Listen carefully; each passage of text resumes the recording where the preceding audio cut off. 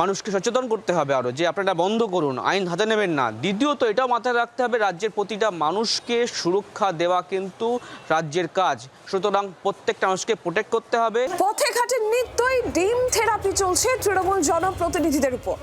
এই ঘটনা এবার রাজ্যকে গাইডলাইন তৈরির কথা বলল কলকাতা হাইকোর্ট। বিজেপি এই ডিম ছোড়ার রাজনীতিকে সমর্থন করে না বললেন বিজেপির রাজ্য সভাপতি সমীর ভট্টাচার্য।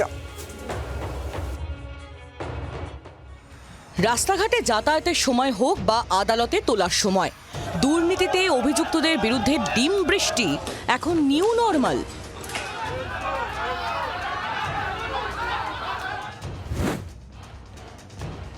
তৃণমূল নেতাদের লক্ষ্য করে ডিম ছোড়া নিয়ে হাইকোর্টের ভারপ্রাপ্ত প্রধান বিচারপতি তপব্রত চক্রবর্তীর ডিভিশন বেঞ্চে জনস্বার্থ মামলা দায়ের হয়েছিল। মঙ্গলবার তার শুনানিতে আদালতের নির্দেশ, ডিম ছোড়া বন্ধ করতে রাজ্যকে পদক্ষেপ করতে হবে, একটা গাইডলাইন তৈরি করে রাজ্যকে তা প্রচার করতে হবে। অভিযোগের প্রেক্ষিতে পুলিশ কী পদক্ষেপ করেছে, কটা মামলা হয়েছে, কজন গ্রেফতার হয়েছে তার হিসেব দিতে হবে। 20 জুলাইয়ের মধ্যে রাজ্যের কাছে বিস্তারিত রিপোর্ট চেয়েছে আদালত। সবথেকে গুরুত্বপূর্ণ বিষয় হচ্ছে এইটা যে এই যে নির্দেশ, তার মধ্যে কলকাতা হাইকোর্ট স্পষ্ট করে বলেছে, এটাও ভারপ্রাপ্ত প্রধান বিচারপতি, যে দুটোকে একটা গ্রেপ্তার করলেই হবে না, মানুষকে সচেতন করতে হবে আরও যে আপনারা বন্ধ করুন, আইন হাতে নেবেন না। দ্বিতীয়ত এটাও মাথায় রাখতে হবে রাজ্যের প্রতিটা মানুষকে সুরক্ষা দেওয়া কিন্তু রাজ্যের কাজ, সুতরাং প্রত্যেকটা মানুষকে প্রোটেক্ট করতে হবে।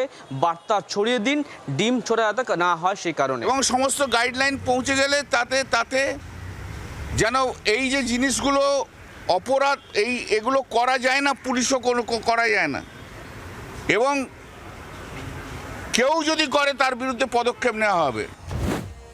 ডিম ছোড়ার রাজনীতিকে বিজেপি সমর্থন করে না, বিজেপির এজেন্ডায় এটা নেই, স্পষ্ট জানিয়েছেন বিজেপির রাজ্য সভাপতি। ডিম ছোড়ার পিছনে কারা তাও খোলসা করেছেন তিনি।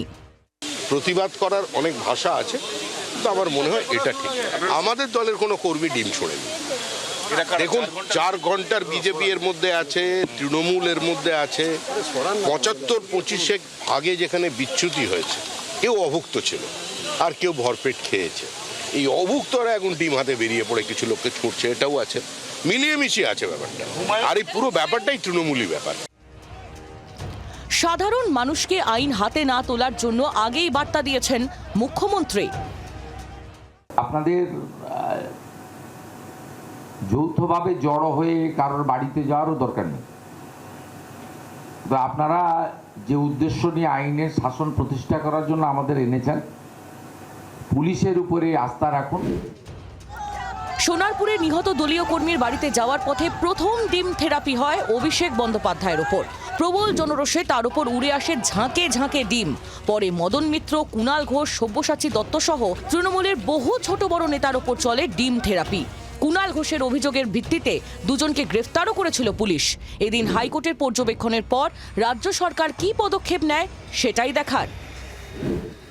ক্যামেরায় রতনের সঙ্গে অর্ণবাংশ নিয়োগীর রিপোর্ট, জি 24 ঘন্টা।